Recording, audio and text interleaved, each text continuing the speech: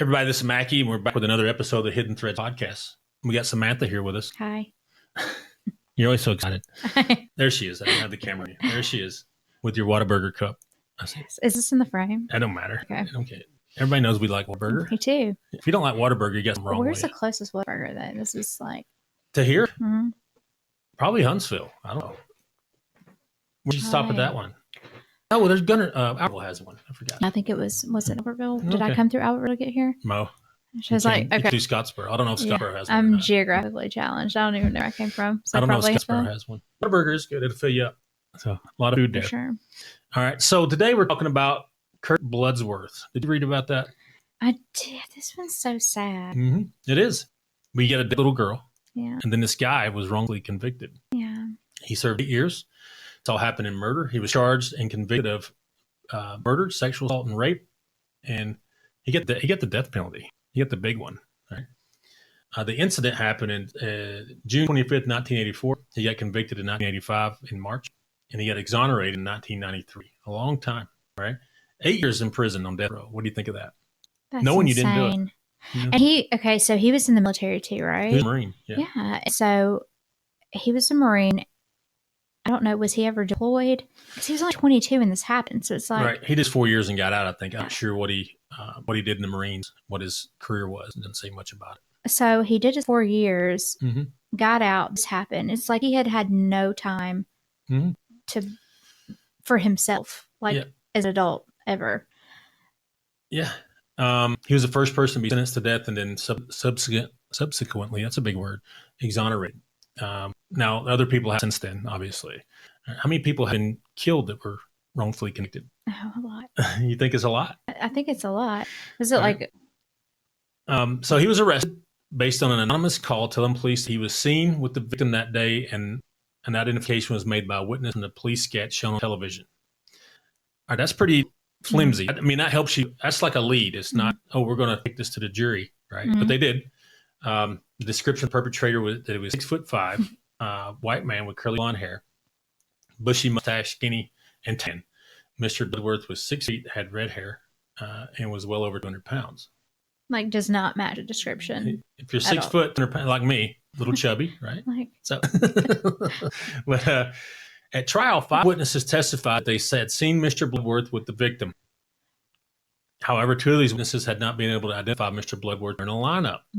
Man, this is crazy. A lot of flimsy evidence here. yeah, but then once he hits the news, they all of a sudden recognize him at that point, right? It said, but had seen him after the crime was committed on television. All right, so they said, "Hey, that's him," right? No. Testimony that Mr. Bloodsworth had said that he had done something terrible that day that would affect his relationship with his wife was presented at trial. So he said something silly. That, I don't know if he cheated on his wife or whatever. Definitely not rape and murder, right? They brought that up, but he didn't say, "Hey, I killed a kid today." Well, I think I read later that it was they'd gotten into an argument because he didn't buy her the correct food. Like she had asked him to go get food. Typical kids arguing, right? Young married couple, or whatever. Right, young. I forgot to have that argument today. Really? If your husband brought you the wrong food, Absolutely. you'd yell at him. Those are He fighting brought me words. the wrong food. Yeah. So, I mean, it's just a simple task. I think if you write things down, I feel like by the time you're our age, you learn to write things down, Right. right? Avoid Or those just give them the money and they silly get them arguments. Yeah.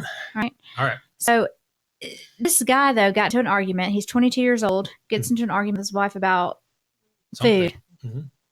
And they presented it as that. He also mentioned a bloody rock during conversations with the police. Not sure what that's all about. There was no physical evidence connecting him to the crime.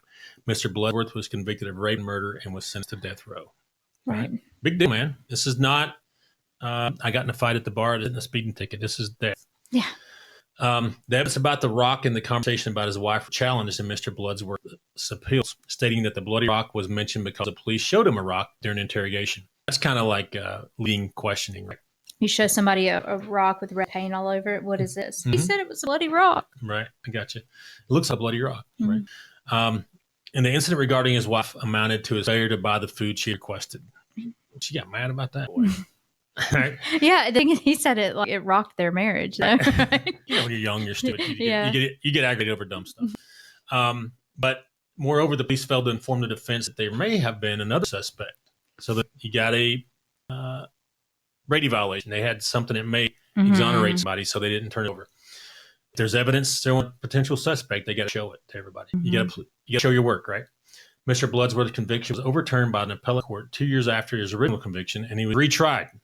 This time, he was sentenced to 2 life terms instead of the death row, so whatever, because Maryland did it with the death penalty, so it's going to be there anyways. In the early 1990s, Mr. Bloodsworth learned about DNA testing and the opportunities it could provide to prove his innocence. The prosecution finally agreed, right? So how long did he ask? I don't know. It said 1990s. The prosecution finally agreed to DNA testing for Mr. Bloodsworth's case in 92. So pretty quick, 2 years, you know what I mean? The victim's shorts, underwear, and a stick found at the scene and an autopsy slide were compared against DNA from the victim and Mr. Bloodsworth. The DNA lab determined that the testing on the panties excluded Mr. Bloodsworth, and replicate testing performed by the FBI confirmed this. So he was released from prison in June 1993 and pardoned in December 1993. He spent almost 9 years in prison, 2 of those years facing execution. Matt, how about that? Can you imagine what that does to somebody? I don't know. He seemed like he goes around, well, he did. He's getting old now. He'd go around and speak and talk about it. He said if it could happen to me, it could happen to anybody, right? That's so true. Yeah. He said many times. Shortly after his exoneration, Mr. Bloodsworth began avidly fighting for others who had been wrongfully convicted. He first was an active speaker, volunteer speaker at events, and is now a professional advocate. So, I got a question: if they take away your life, 9 years in jail, right? All your money's gone, wife's gone, all those things. Do they pay you money, or what do they do? I don't think they do. I think that they should. I mean, you can sue them, obviously. All right, but they just say sorry, bro, or what? So. I mean, did they give you money for like a bus ticket or something? Like, I think that maybe some nominal amount. Really, we talked about this before. You know, when they get these cases get overturned, the DA and the police are usually gone. They're retired, moved on, so they don't get in trouble for it. Right. You know, so it's like, okay, they just shrug and go on with their life. You just ruin somebody's life. Exactly. And these Brady violations feel like happen more often than people realize. That's so scary. Yeah, it is. And he published Bloodsworth, a book about his wrongful conviction in 2004. He began working in an advocacy director for Witness to Innocence, a Philadelphia-based coalition. I can't talk right now. What's his book? Philadelphia-based coalition. It's called Bloodsworth. Coalition of death row exonerees who worked in capital punishment. He was instrumental in Maryland's abolishment of the death penalty. Okay, so he went a long ways. That is scary, the death. I'm not an anti-death penalty by any means, right? But when these things keep overturned, it makes me rethink that a little bit, because we got to kill the right people. Right. You got to execute the right ones. So it says that he ended up getting $400,000, but I still feel like $421,000. That's not much. That's not enough. You get it awarded that, or they just pay it to him? It says, the state compensates Kirk Bloodsworth $400,000 decades after his exoneration. He got it in 2021. That sounds like they tried some fair, like you get $50K a year. That's like a average income or something. Yeah. I don't do much to my opinion. So. No. Not worth it. The introduction of the Innocence Protection Act 2003 established the Kirk Bloodsworth post-conviction DNA testing program to provide funding for testing. So another problem with his too, in the 80s, DNA testing was kind of on the, they're experimenting with it. It hadn't become the norm in the legal field yet. So some unfortunate timing here. But just got railroaded, man. Imagine it had been 20 years, prior for all the people. He'd be dead. Yeah. So he'd have got the death penalty. And, for sure. Right. Like many people did. And I'm wondering, did they ever find who killed the little girl? I don't think so. I don't think they've ever convicted anybody for this. So, or did they even try, Because I feel like once they convict somebody, even if they're exonerated, oftentimes they don't. Right. They didn't mention her name in the article, but let's see if they did. Let's see if they find anything about it. Sometimes they won't move forward and try to find someone because they consider, case closed. Right.